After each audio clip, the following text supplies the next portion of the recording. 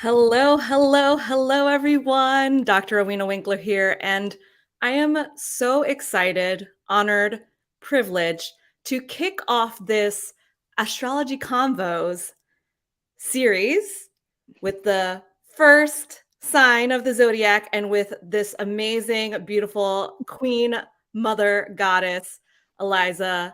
Thank you so, so much for being here with me today. Oh, it's so good to be here. And I didn't realize we were kicking things off. I Yes. mean, yeah, Aries, better late than never. I think that I'm trying to carry Aries season through this whole astrological year. So if we can commandeer Taurus season to start, I'm really here for it. You're not the first Aries that I know to say things like that. Like Aries, but we just want to be Aries season all year long. Why not, right? Why not? Let's start off. Because Yeah, go ahead.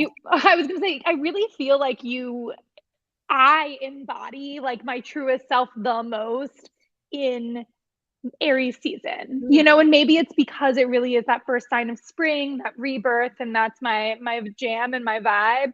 But I feel when Aries season kicks in, even if no one ever told me, like I start feeling more energy in my body. I yeah. start feeling creative. I'm like, Yes. okay, there's that energy that all winter didn't exist. And I was trying to pull out of nothing. Aries season just lights it up. And I'm like, yes, okay, now if we can just build the momentum and keep the fire burning for the There next you 12 go. months, we'll be set. Yeah. It lights the spark. It's that container, and you just want to keep it going. And why not? So Yeah. clearly, Aries Sun. What are your big three? Let's start with that. Yeah, so I have in the tropical zodiac, Mhm. I have an Aries sun, a Scorpio moon and rising, and my Oh. Pluto is also in Scorpio, and those Ooh. are all three in my first house. Oh, So I wait have a a second. triple Scorpio placement in my first house, which is, I think, why I terrify so many people, even though my heart is so pure and so big and So so pure, loving. Um, because Scorpio is always so misunderstood so anyway. misunderstood. Listen, Yes, I love Scorpios, and they are misunderstood. totally.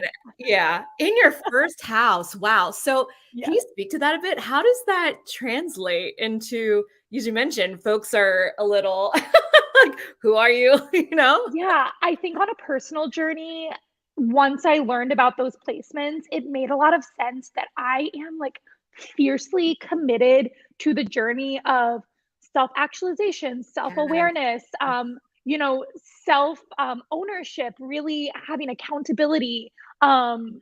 making sure that when I say and do something, or when I say something that I follow through and I do it, like it's all of the inner trust that I have to build, but being like the one person that I always have to look out Yeah, for, yeah. that has shown up in my life really profoundly and has catalyzed my journey of contemplation. And I used to call myself in my maiden chapter of life like a self-proclaimed soul seeker, or Mhm, mhm. some I would use all of these kind of buzzy words that inevitably I feel like really reflected my Scorpio Yeah, interior, which yeah. was so deep, So so deep. brooding, like endlessly deep, right? Like when I think Yeah, of Scorpio, I think of the deepest spot in the ocean yeah. where there are all of these creatures that have not yet even been discovered, and that Mhm. most humankind has no interest in even like traversing into, Right. because it's so dark and maybe really Yeah. like theoretically creepy. But like, what if all of the mermaids live down there? Like what if it's the most Yeah. beautiful creatures? And so my Scorpio really has me in that inquiry, and the trust of the shadow, the trust of the darkness, the Mhm. trust of the things that most people hide in a closet as the parts of themselves that they're not Sure. proud of. I've actually always brought those to the surface and found ways to love them myself if no one else would. But then also, I think it all allows me to be with people and never be afraid of them. Like, there's not really something someone could tell me from a place of like awareness and like there's people that have communication and conversation from a place of trauma and Mm-hmm. lack of self, right? Which that shows up in some way. But if Mm-hmm. someone could come to me with authenticity and say, Sure. this is who I am and this Sure. is my truth, I have never had an experience in that in which I've even blinked. I'm like, cool. Like, you're so human. Like, Yeah, that's yes, like right. you're a That's gorgeous right. human. Like, it's like Yeah. we have so much mess in us. And I love the bringing it to the surface because I don't think any of it is really that scary. Bring in the mess to the surface. And that Aries fire definitely runs through that. You have such a passion for this work, and you're such a beautiful guide and facilitator for all of us to dive deep, even perhaps we don't Yeah. want to necessarily. But yeah, you just bring such a charismatic nature to it in a way that invites us in to want to dive deep and Yeah. visit the mermaids with you, which I think is just so beautiful. So you mentioned, the title of this is talking about your son and the birth of a son. You mentioned as you're talking about yourself as an Aries that for much of your life it was this deep inquiry of yourself and fending for Mhm. yourself and being of yourself. But as you know, once you become a parent, once you become a mother, it's not just about you anymore. So yeah, which is why we Why, started a little bit late why to doesn't get anyone into give you the memo before you have the baby? Like, I I know. mean, It's not about you. So before we get into the mothering piece of it, I'd love to hear more about how perhaps your astrology tied into your approach to pregnancy and how the pregnancy process was like for you, given that Aries double Scorpio in the first house. yeah. So I actually haven't ever thought about it until you just asked that question.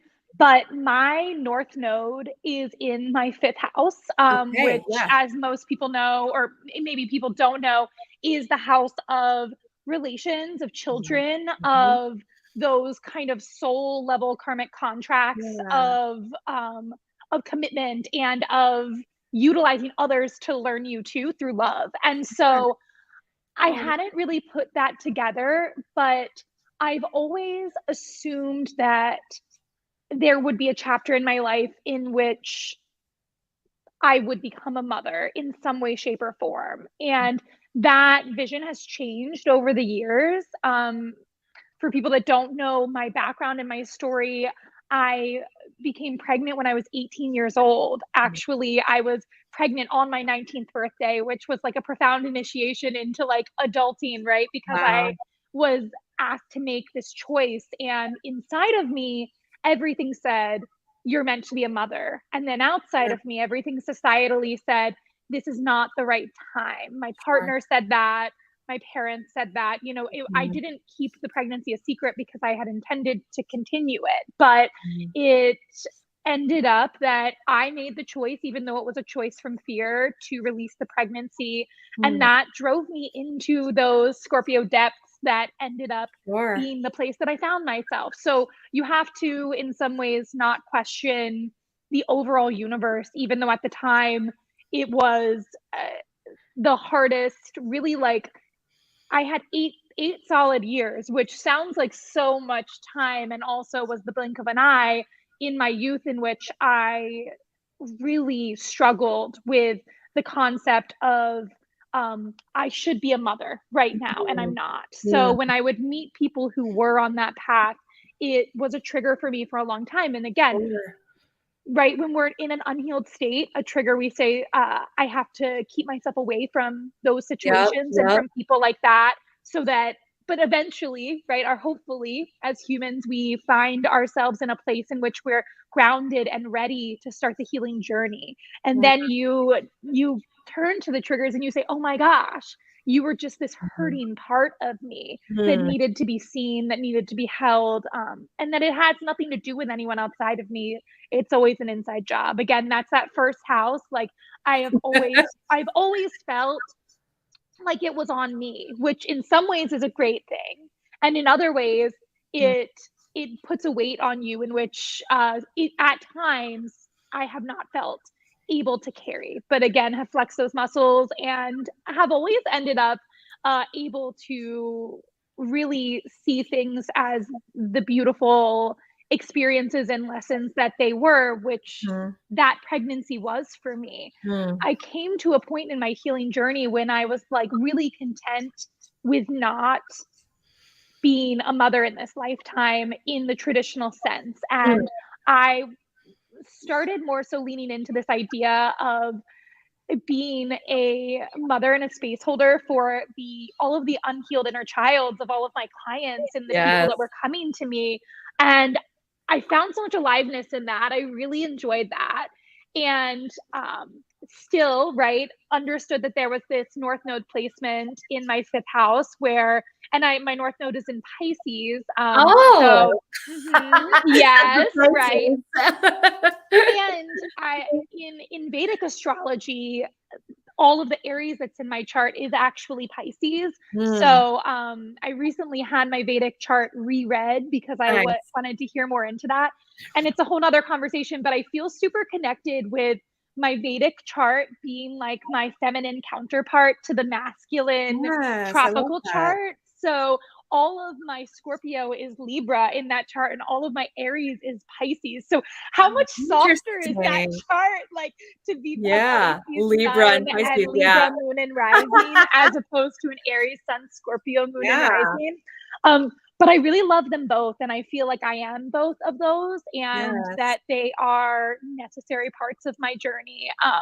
It's really cool, actually. I got our charts tattooed. This is Aw. Cheyenne's, and this one is Oh, that's mine. You can barely beautiful. see it, but it's No, these beautiful little dots um, of the Vedic astrology I love of our it. charts. It's Vedic and tropical, right? Because it's just the places in which the Places, sky yeah. was when, yeah. And So I think that's important to understand, right? That there's no right or wrong way yeah, to look at it, that, yeah, you could be both and yeah, Aries, totally, Scorpio, Libra, Pisces, and it's just yeah, beautiful that you see those nuances and how you see those, uh, different charts and yeah. readings in your life. Totally. We Beautiful. can learn from I feel like there's all of these infinite tools out there, and that it Mhm. really is the way that we metabolize them that Yes. is the important part. Like, it's not even, you can insert any tool, including astrology, in whichever way you choose to look at it. Sure. Obviously, human design, the gene Yes. keys I've really resonated with in this lifetime. Same. I have trained with the Enneagram. I mean, there's all Yep. of these pieces, So many. and they each just I feel that there is a certain tool at a certain chapter that resonates with different people based off of what they're able to receive Yeah. and what they need at any given time. So Yeah. that's awesome. And yeah, back to that fifth house placement again, it's always kind of lived there, and I've known that that's maybe Yep. where I'm going. But Yep. what does that even look like? Sure. And so during the pandemic, I was doing a movement practice, and this energy that was my unborn daughter came to me Oh, in wow. the dance. And I was at Movement Lab, which, that was a place that we connected and danced Yes. together many times. And it was when it was closing, so it was like this Mhm. end of a chapter. And I very clearly heard this message come to me that was like, you're finally ready. Like, I've been waiting for 13 years Oh, wow, for that's you beautiful. to be ready Mm, to be a mother, and you're ready. wow. And so that was a lot to receive, and it took me some time to sit with it. Sure. Yeah, that's another conversation for another day, but inevitably I at that moment reopened myself to the Mm, possibility that maybe motherhood would be a part of my journey. And I mm, do feel like this all ties into, again, that astrological chart of the journey of the self and really being open to spirit, right? Because I feel like Scorpio is also a very in tune energy. yes. So to I always try to clear my vessel and to be as pure of a vessel as possible, so that when spirit talks through me, Sure. I don't confuse it, because fear and spirit kind of can sound similar Mm, sometimes. mhm, You have a thought that comes through as a limiting belief, or a thought that comes mhm, through as an expander, and you have to know which ones of those are inviting you to heal and which one of those are inviting you to lean into mhm. as like a possible path. And I'm very grateful to have that. And that inevitably led to when I found out I was pregnant with my son. I was in Costa Rica, which is a super healing space for me. It was where I did my 200-hour teacher training. Beautiful. And it was where I ended up peeing on a stick and finding out that I was with child. And that's amazing because he was like with me. I like was going in all these waterfalls and all of this stuff. And the smell of coffee was making me so sick. And I usually will like eat so many like plantains Yeah. and all of this stuff, and I couldn't keep it. Like everything was just not hitting. And so Mm. I was like, my period's 5 days late. Maybe I should take a test, but like still there's no way. And Wow. when I found out I was pregnant, I think knowing that my chart did hold the opportunity of expansion within those significant relationships Sure. did give me the this gentle reminder that as much as the path is about self, that right, we learn so much more about self when we are reflected ourself in relationship. Sure. And so who am I to deny what spirit and God and the universe was offering to me Mm. as this next chapter of expansion? My head was like, oh my gosh, this is not the right Yeah. time. Thank You're you. about to close on a property. Your partner is not interested in being Mm. a father.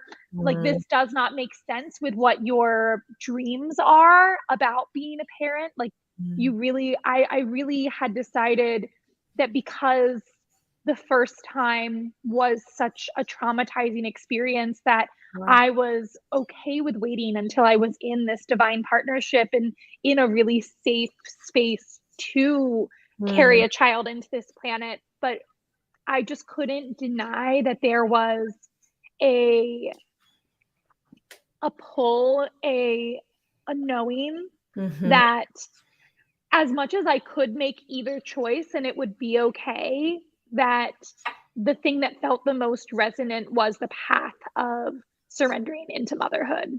Ugh, surrendering into motherhood, what a statement. Am I right? Am I right? Yeah, what it's a total surrender. I mean, what as you were carrying it actually, my first question is, what was the amount of time between when you got that message at Movement Lab and when you found out you were pregnant? How much time had elapsed between that? Um, just about, wow, I just realized almost a year to the date. Oh, It holy was shit. July 2020, I received the message. Uh-huh. July 2021, actually on the new moon in Cancer, I conceived. So I like these are things that I'm just putting together as you ask these questions. Beautiful. Great. The node, the timeline, it's Yeah, wild. it's And beautiful. I was it's so comical because after I received that message, I just started being so intentional with the partnerships that I was in Mm, and not allowing myself to be with someone that wouldn't potentially be opening to traversing that path because even though I was being as safe as humanly possible, I also know that when spirit has a purpose and a path that there it that's right. cannot really even make sense. Sure. And so I it's like I was being so cautious. And one of the first conversations I had with this partner was around parenting and what his openness was to it. And at the Mm, time, he was, I think, so enamored with our relationship that he was willing to say things that maybe mm, didn't end up feeling true to him in the moment when life came that way. yeah, But even yeah, still, like, I was so also present and in love with the relationship that when we conceived in July, it was a total surprise to us. I was not ovulating for another week, so it felt like a wow. safe window. And it was the very first time that we allowed ourselves to be together in a way in which conception could even happen. So Mhm.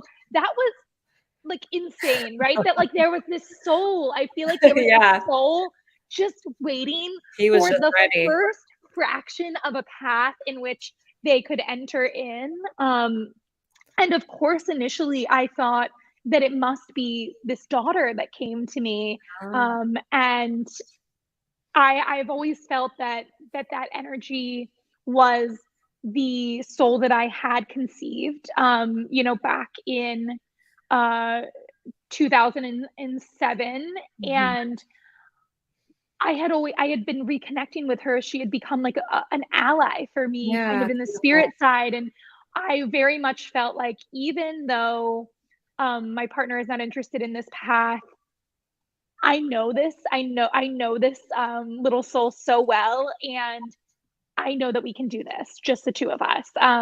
We've been doing this just the two of us for so long, just in spirit realm. Sure. So then when I found out that I had a little, penis growing inside of me, is the lack of better term, Little man, yeah. I was very shocked, Yeah, surprised, yeah. and all of a sudden not certain about if this was adding up or if this was meant to be the path forward. Not because I didn't trust the universe inevitably, because that was the path that I did end up choosing, but I was like, oh my gosh, like, how am I going to raise a son without a father in this world? I Mhm, don't have a lot of healthy relationships with men. mhm. And also, like my daughter is the one that came to me, so like, did something, like, did Yes, so you wires got get lost? crossed? Yeah.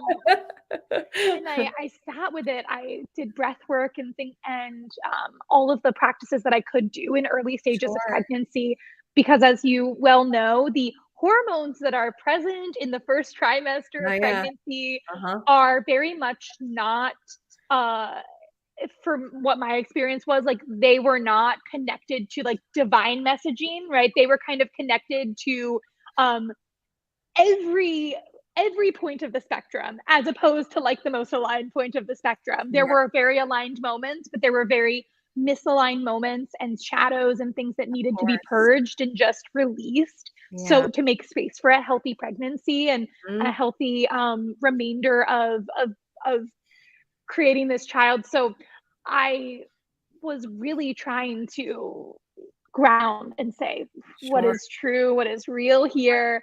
And I felt this connection working in the Akashic records with Mhm.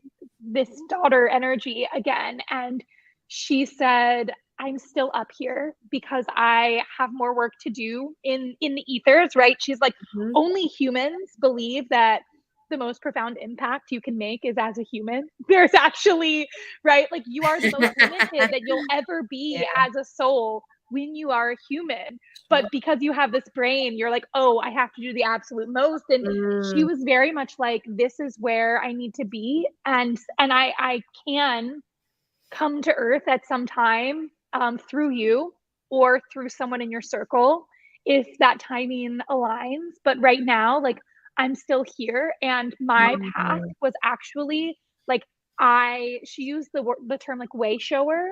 And it, Mm. like, I always know that spirit is talking when it's not a word that's in my Sure, vocabulary that sure. comes through, and I Wafer. don't say Yeah. way shower Yeah. frequently.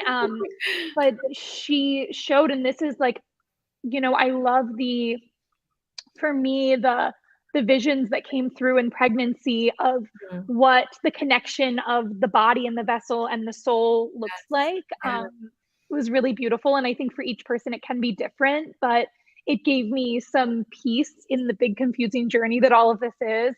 And she really like showed that there was this soul that she almost like, in knowing me so well, that she almost gave us this pairing Yeah. in That's this beautiful. assumption that we had big work to do together, that and that when she came into contact in whatever the ethereal field is with the energy that would become my son, she knew that like he was the perfect fit for this path forward in this Beautiful. journey.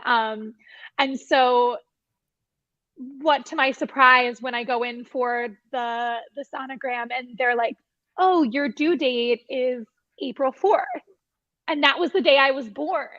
So I'm like, "Wait, what?" Yeah. And when you start putting that together, again, the connection to the cosmos and karmic connection, but also just alignment in a way that you could Sure. never pick out yourself. And it's always Absolutely. so profound that I was 33 years old when I conceived him, and he was due on the day that I came earthside. So we would both be Aries if he came out around that time. And my mom was 33 years old when she conceived me, 34 when she gave birth. And because I gave birth to him the morning after my 34th birthday, I was also 34. So my mom and I share these alignments of Oh, the like almost to the date 34 years apart. love that. My mom conceived me, and then I conceived Shayan. And then almost 34 years apart, I was born and he was born. And so you just have to look at the Yeah. the placements, and if you look at astrology as this portal that you choose to enter through, in which there's certain energies that you'll be able to use to your strengths in this lifetime. Mhm. It's really cool to have birthed a little human and to have carried a little human in my womb, and he is becoming in like the same timeline as Yeah. me, 34 years apart, which is just like It right. really is. I How mean, can you not trust? so many synchronicities, as you mentioned, the timeline is just it's just so I mean, gosh, yeah, that's all I can say about that. And thank you so much for sharing. And I love that you're getting these epiphanies live as we're chatting, additional ones, because I was going to bring up the fact that you are a day apart with your son, that you went into labor on your birthday and had him the next day. How and also, just celebrated 1 year earlier this month. It's hard to believe. How is Cheyenne starting to embody some of those Aries qualities as a little Well, one? I will say, his chart placements, he is an Aries sun. Mhm. Clearly, he is a Gemini moon, Ooh. and he is a Pisces rising. Oh. So I love that big three for him. And similarly to all of my Scorpio placements, funny enough, he has no Scorpio placements. His Scorpio is his South Node. So something that he did not come here to embody in this lifetime. He's His like, "Mom, you have enough of that." well, and his father was a Scorpio sun. Oh, okay. So Okay. it's really interesting that we cultivated him through very scorpionic energy, Yeah. but he was like, I know it. Yeah, I'm No, good. thank you. I've already done that. But he has four placements of Aquarius in his 12th house of karmic Ooh. endings.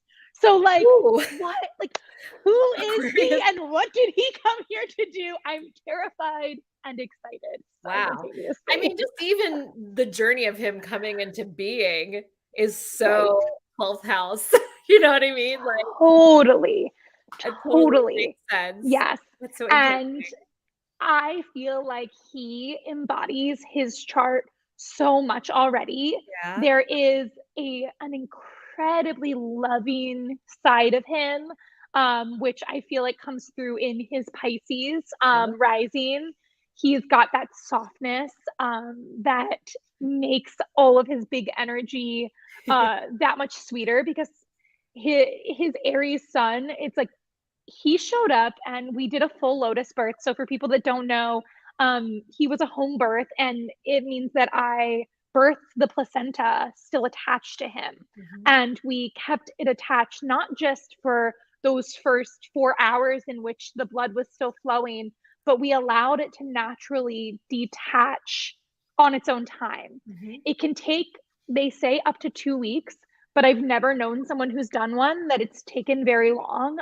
For us, it was the morning of day 4 of his Hmm. life on this planet. So it was really quick. Yeah. And whereas normally the, umbilical cord kind of is this open wound for a few weeks, Sure. it it dropped off and he had this perfectly formed little, we Oh. call it his placenta portal, but his belly button immediately. And I share that because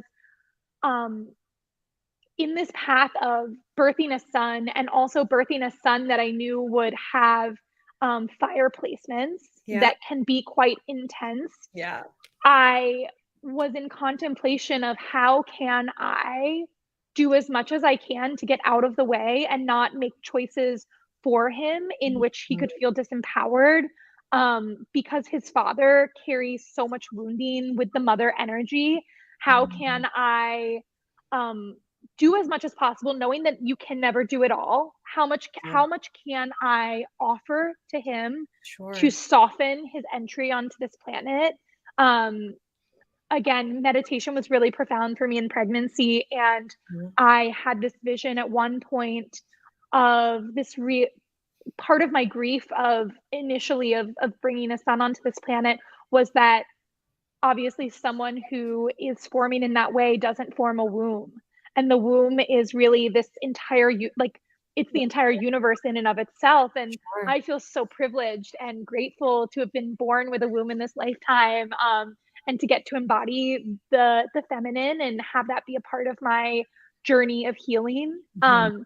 And I was grieving that he would never have that experience. And Mhm. I don't know how incredible it is to be a man in this eminence, or even to really live somewhere along the spectrum, which someone has told me part of his chart, right, and his Venus and Aquarius and all of those placements might mean that he does live somewhere along the spectrum of balancing the masculine and the feminine in this lifetime. And I think Mm. a lot of the kiddos that are coming here now, this age of Aquarius energy, they're Yeah. coming here and saying, guess what? Like, it is not so polarized. Like, we actually Yes. all live somewhere along this That's grand right. That's spectrum. right. That's right. Um, so I can only always speak from my own experience. And for me, like in my limited spectrum that I've allowed myself to live in this lifetime, being a woman with a womb has been such a gift. And it's been Mhm. such an amazing, profound experience. And Mhm. in meditation, I saw that part of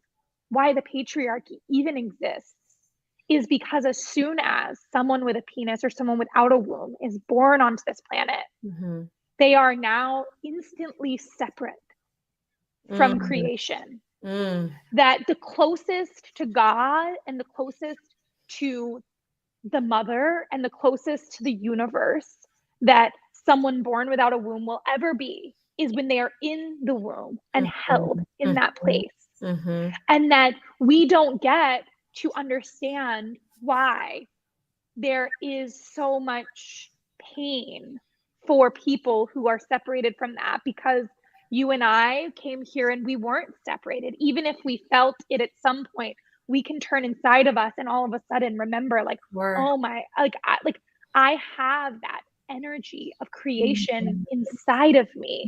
It Mm. is whether I use it to bring a life forth or not, I can tap into it and use it for Yeah. my benefit and for endless energy and endless intuition and endless connection with spirit. And Mhm. I Mhm. think when you don't have a womb, the connection has to look different. And it's Mhm. not impossible, but I feel that because it looks different, and because at one point we lived in this very maternal and matriarchal world that was earth centered and feminine centered and really centered the mother. And this is thousands of years ago, really like Sure. BC life, like, really probably 5,000 years ago at this point, but Mhm. that world did exist. And so why did we separate from it and enter Mhm. this period of such pain and suffering and war being the answer as opposed to love being the answer and nurturing being the answer?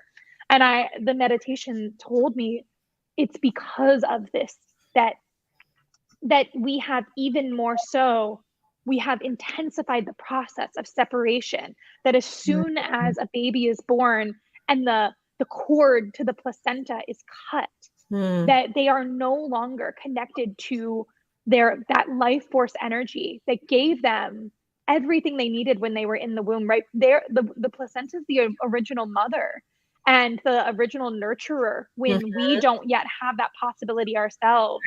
Right. Not everybody knows this, but the placenta forms alongside the egg. In many cultures, believe that the placenta is the twin or the angel of the child because they form from that same fertilized embryo it splits and one becomes its own organ and one becomes the human life. And both are incredibly necessary for the other to survive and thrive.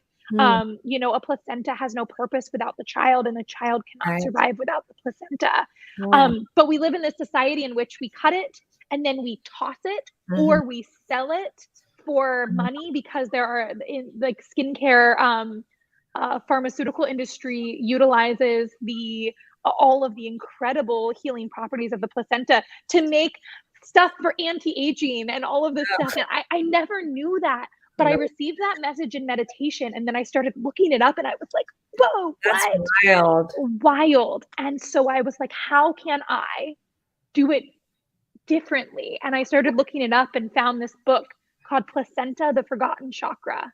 And it's Ooh. written by, it, highly recommend reading it. We will put it in the show notes for sure. Sounds like a Totally. great read. Yeah. Yeah, Robin Lynn is a midwife in Bali, and she wrote the book. And in Bali, they, you know, treat the placenta totally differently. And she gives a lot of options, right? There is the ability to have so many different relations with the placenta, including a lot of people know more so the encapsulation of and the ingesting of the placenta these days.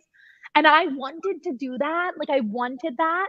But I felt that more importantly than doing something that would help me thrive as a mother, Mhm. I needed to, I felt really resonant with this idea of building a relationship, keeping the relationship between Shayan and his placenta intact on Earthside for as long as needed to happen for them to make the decision to be complete. And Mhm. this is a long way to go in which to say that the first 4 days of his life were true ceremony, by way of, we kept the placenta in a basket and we would herb it and put salt on it and pray to it and sing to it, Mm. each day. And it had to stay so close to him, right? Sure. People get confused, but the placenta, right, comes out of your body. So it's not attached to me. It's the Yeah. placenta and him are attached.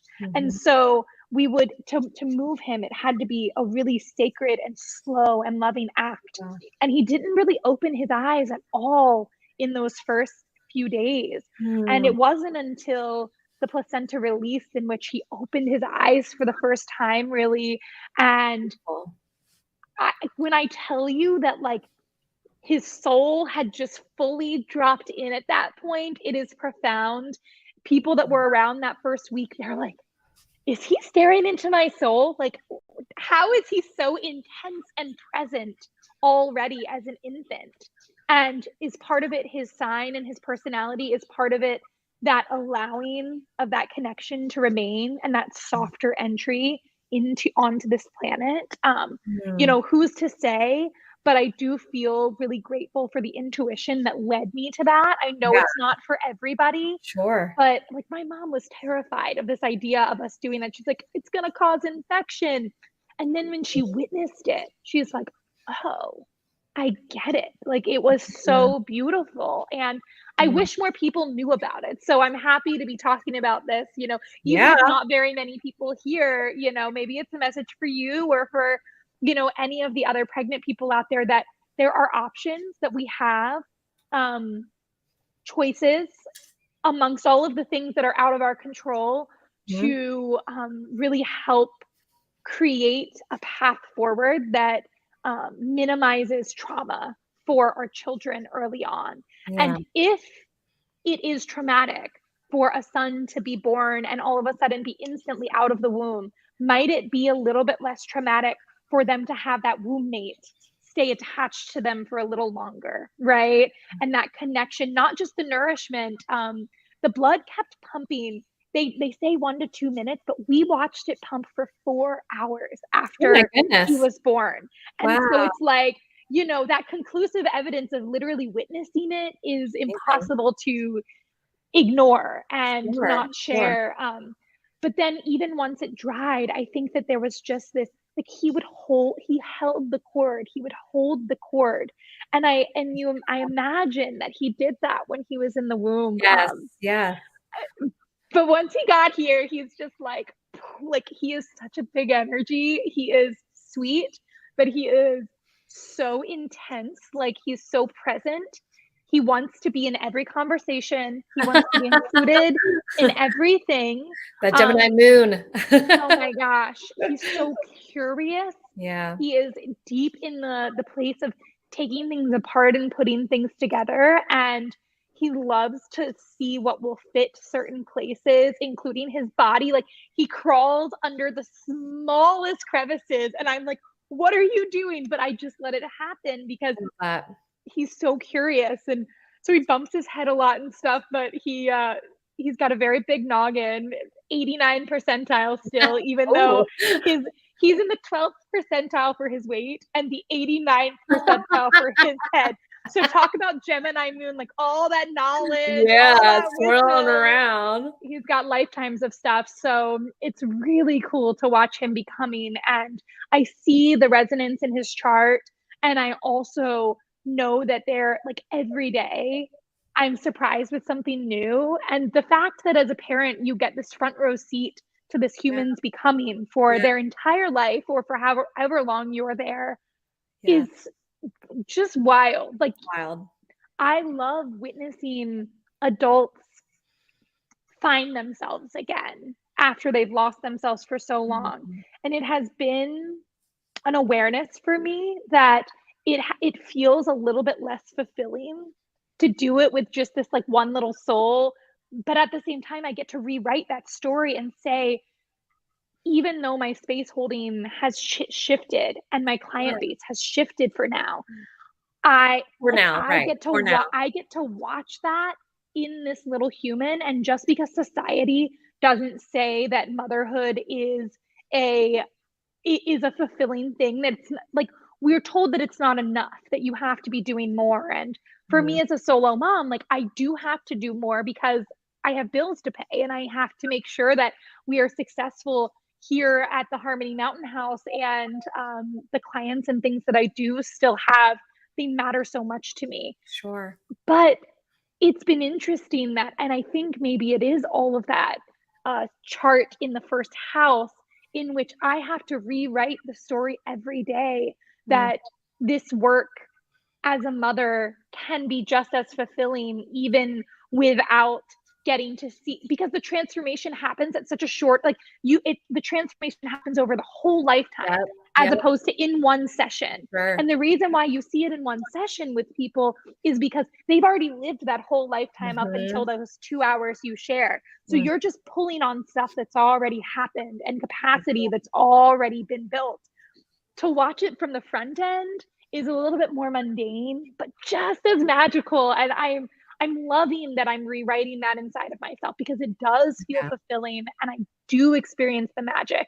But it has been a rewriting that I think a lot of parents have to do, because Oh, the absolutely. first year especially, like, is a complete reconvening of every way you see the world and every way Mhm, that you interact with the world. mhm. Absolutely. I mean, becoming a mom and going through this process has been such a humbling experience. As you know, someone who's always been a, go-getter person to be able to, as you mentioned, surrender and to fall into this, yeah, the mundane or just, yeah, those moment to moments that are so magical to be able to witness your child notice things or experience things or see things for the first time is just so beautiful. So here's my last question, and this is for any fellow Aries mamas out there or any fellow moms who have an Aries son or daughter. What, because I really loved how you, by looking at Cheyenne's chart, you have insights on how, to raise him to really Mhm. align with what his chart says. What advice would you give to folks out there that have Aries children or are an Aries themselves? Totally. I mean, and I think this is something that can go for anyone, but Mhm. especially again, my lived experiences as an Aries with an Aries child. Um, the space to become is so crucial, right? Because for a fire to really thrive, it does need, the right environment, and it Mhm. needs the ability to, right, breathe the oxygen to create the flame, and and start doing that dance and that flicker. And so much of what parenting used to be, I think, was I have the answers and I'm going to give them to you and help formulate you into this person that I want you to be. Whether it's someone who's like, oh, I want my child to be a doctor, so I'm going to formulate them into everything to become that. Or even just, we hear a lot like, I want to give my child all of the things that I didn't have in Yeah. my younger years. Well, that's a beautiful sentiment. And like my heart goes out to that sentiment. But the reality is that your child is a completely different being and soul than you are. So even though I have an Aries sun I have an Aries sun in my chart and I have an Aries sun child, he is an entirely different being than I am. So I Yeah. try all the time to not ask the question of how would I want to be raised or what would I want? And I try to just witness him and say, and ask him. Like, my mom, again, has always kind of been astounded by the fact that since the day he was born, I spoke to him and communicated with him and Mhm. asked him, and I told him when we were doing something that he like didn't really have a choice in, so that he knew what was happening and was brought into the scenario and the situation, and it wasn't just a shock to his system. And that is possible for all of us. Yeah. Intuitive parenting is possible for all of us. And that means getting out of our own way of the way that we want to Mm, do things or we mm, want things to look, and instead witness our child, who they are. Their yeah. chart can be a beautiful idea of that, but you'll watch them unfold. I I did this even with his name. I had a list of names and did not know who he was, right? Mhm. I have such resonance and reverence that people have a connection to a name and are like, my child will be that.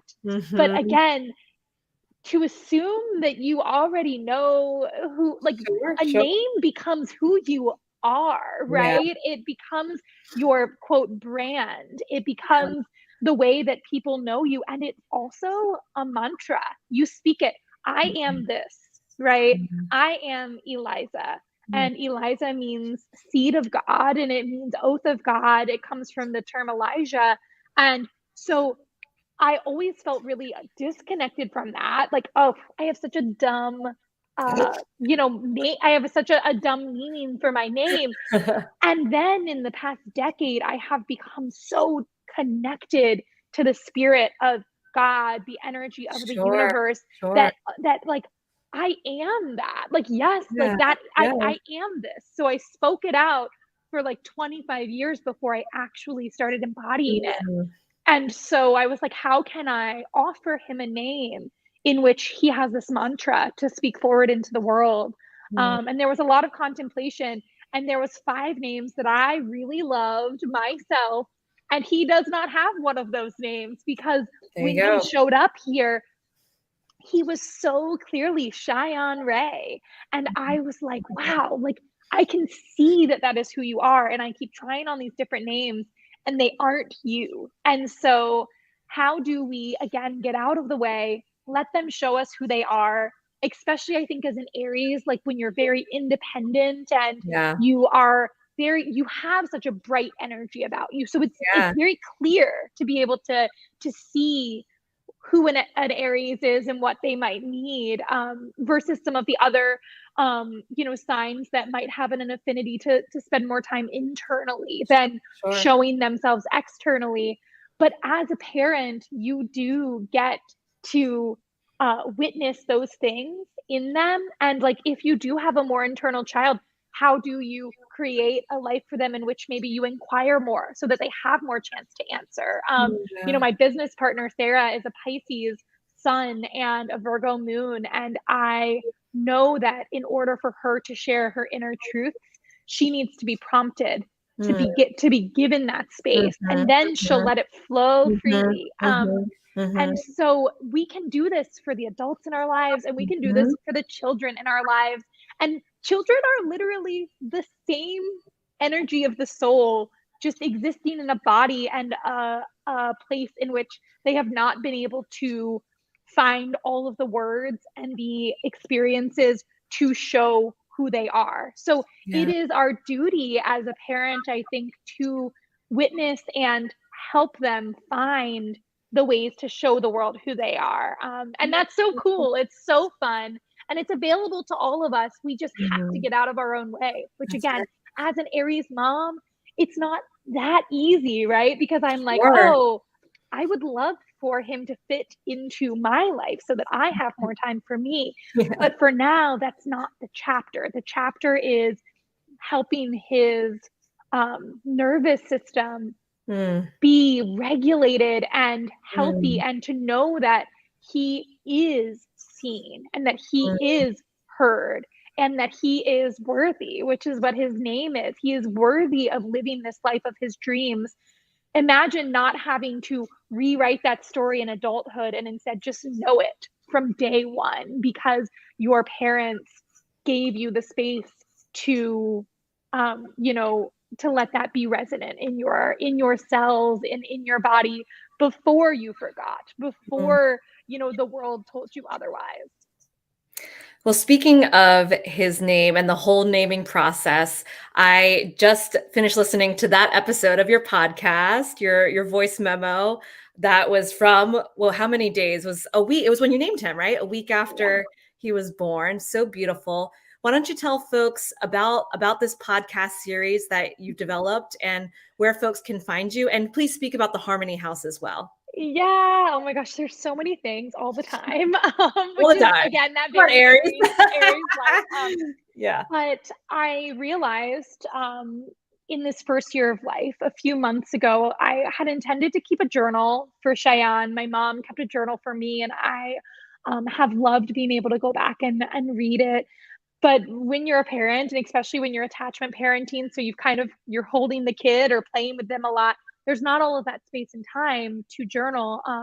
And so I had this idea come through of, well, what if I cultivated this limited series that we'll call a podcast, but is really a love letter and a reflection of this moment in time in which Mm, someday, technology allowing, Shayan will be able to listen back to and hear these reflections of his becoming journey mm, and this first year of his life, and to hear from people who were such a big part of his becoming journey, because life can lead us many different ways, and there are seasons in which we are very close with people and seasons in which we flow through. And I don't know when Cheyenne is 13, 14, 25, however mhm, old, I don't know what relationships he will have with some of the people who had these very unique vantage points of his becoming journey. So I just had this idea of interviewing, having conversations just like we're having yeah, with people who um, were such crucial parts of his birth, including physically there and including along the journey from the day that I found out that I was pregnant. And mhm. it's been really fun. It's really just for me, but Love it's been cool that other people have listened to it it. and Yeah. have received it. And it's really just for Shy. And the great thing is that he's not going to be able to unpack that gift for, you know, the next 10 to 20 years, depending on Mhm. how interested he is in things like that Yeah. at an early age. So what I love about the idea of reciprocity, which leads us into the Harmony Mountain House too, it means that you create something in which the energy stays flowing, right? So instead of keeping the $100 in my bank account, I can, if I don't need it right now, I can give it out and trust that the 100 is going to come back to me. Mm, So this podcast is also a reciprocity offering of my lived experience that is mhm, unique, the moments in time that Shy and I have shared, that might resonate or bring inspiration to other mhm. mothers and children and humans in general who need to remember that it's not always going to look the way that you thought it would, and it can still unfold so divinely. We can be so Yeah. held. And so this podcast is that. There have been episodes so far with the doula who witnessed Shai's birth, and I'm recording an episode with my mom. Sarah, my business partner, of course, has been on it. Recorded an episode with a friend who experiences infertility and who also supported us along the way so that she could share her vantage point of that, of how to support and become an incredible auntie when having children is not in your cards in this lifetime, because all of these are such important conversations Yes. to have just for us, and someday for Shai to know all of the energies that went into loving him. And then also there are other people out there that might resonate with this. So that's the reciprocity, is I'm putting it out, and anyone that's meant to receive the messages, and like there's so many nuggets, so much wisdom that each person shares, because every human is so profound and could have their own series of sharing how to experience life in a true, authentic way. So it's cool to just be able to put that together. It's called The Birth of a Son. And that it very much feels like Shai was and is that. The first card I pulled in tarot when I was curious about what the path forward would look like when I became pregnant was the Sun. And so it's again that trust that joy is available to us, even in the things we don't understand, even in the things that don't look the way that we believed they were supposed to look. And so I'm really excited about that. If someone is interested in listening, there will keep being episodes until there's not. I'm going to see, some people have reached out and said, oh, I want to have a conversation with you on that for Shai. And so we'll just see how many episodes come forth, but it will be limited, as in there's an end to it, because I want it to almost be a I want this container of these, almost a, what's it called, a time capsule of this first year of Shayan's life. And we'll see what happens and what's meant to be birthed after that. But it's been really fun to create. As you know, as a mama, to have a creative endeavor can be really enlivening and help us remember self when we're so focused on another. So I'll be nursing him at night and editing the podcast on my phone, and I love that. It's really cool. And the other thing that I'm constantly focused in and around is the Harmony Mountain House, which is my place of residence right now. It is the place Shayan was born.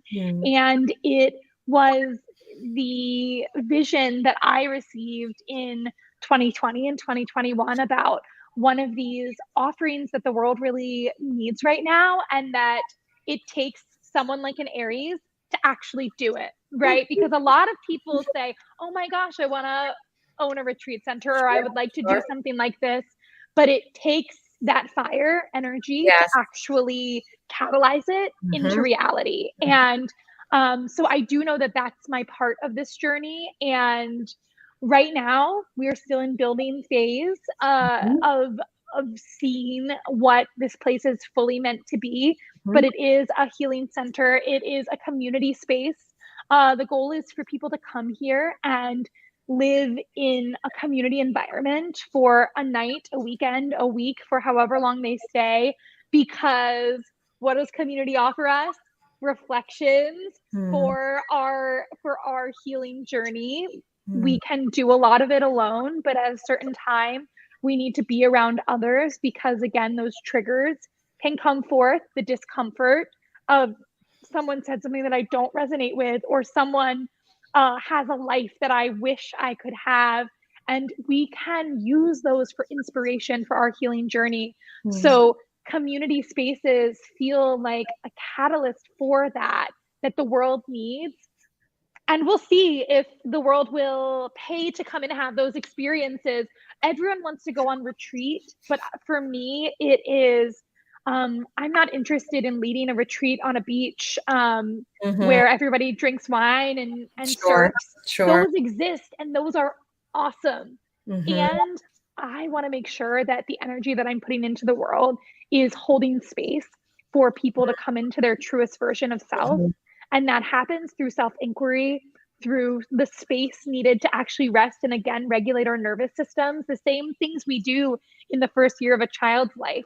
We Yeah. all need that container. And so this place is a prayer to hold those that are called to be here. And there's so many amazing retreats in which we are intending to hold in 2023. And to be candid, the reality is we are not having people sign up for these retreats. Like every single one that we create, I know and I witness that every person that comes has a genuinely transformative experience.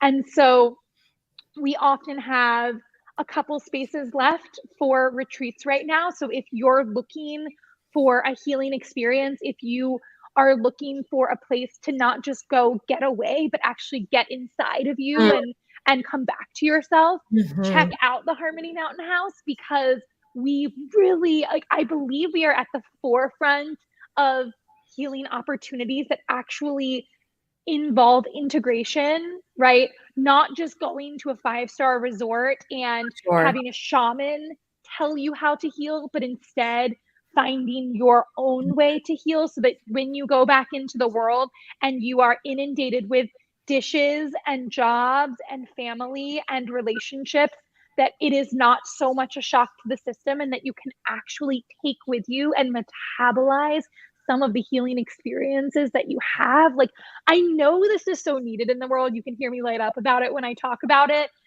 And the lived experience right now is we are still trying to get ourselves out there to the right people. So if you hear this and you are called to it, like, check us out, see if it lights you up, because there are so many upcoming offerings that I'm not leading myself. We're holding the space for other, people to lead retreats, but they have so much to offer. And I just want their spots to fill up, not just so that we can keep doing this for a long time to come, but so that everyone that is meant to receive their medicines can. We have an acupuncture and sound healing retreat coming up, and we have a permission granted retreat in the summertime, all about women stepping back into their self permission of, like, I deserve a good life, and giving themselves that permission. We have a Qigong joy retreat. We have, like, all of these retreats that I want to attend, but I will be the space holder for. And I hope that, and I send the call out to the universe, because my attention has to be on my child so much. I do not always get to give that same attention to marketing the business out there. So I really hope that that will be received. And if you hear this and get excited, come join us in Harmony. I don't know what happened there, my Hey! friend. My internet was like, okay, I guess we're done now. I'm glad you're able to pick up the baton. I just closed it out. I put a pretty bow on it. I appreciate you. Yeah, it was so wild. Mercury retrograde, folks. Totally. I mean, the fact that we were like, yes, let's do this, even in Mercury retrograde, even in Taurus season now, like, we got this. Fine. It's been beautiful. Well, thank you for wrapping things up. And I thought that it was a beautiful description of the Harmony Mountain House. It goes back full circle to what we were talking about, how you introduced yourself as this Aries scorpiotic, badass of a mama and a woman. I really, really appreciate you taking the time today, given all of the tech glitches. It's all good. You gave such great insight. I'll be sure to post all of the links to the Harmony Mountain House, to the podcast container time capsule. And yeah, please send me that book as well, the placenta chakra book. I'll also post that as well, and probably pick it up myself. It sounds amazing. So good. So Awesome. good. Well, that's all, folks. Thank you for hanging with us. Join us next month, because we are actually in Taurus season, but it's fine. We talked about Aries. Next month, I'll be chatting with Hannah Jefferson, who is my acupuncturist, my really close friend, Taurus goddess. We're going to talk about how we can ground and heal holistically through alternative medicine. So it's going to be an awesome conversation. But until then, take a cue from Elyza, use that fire, use that energy, and give space to our children to be who they truly are. All righty. Thank you, everyone. Take care. Bye bye. Bye.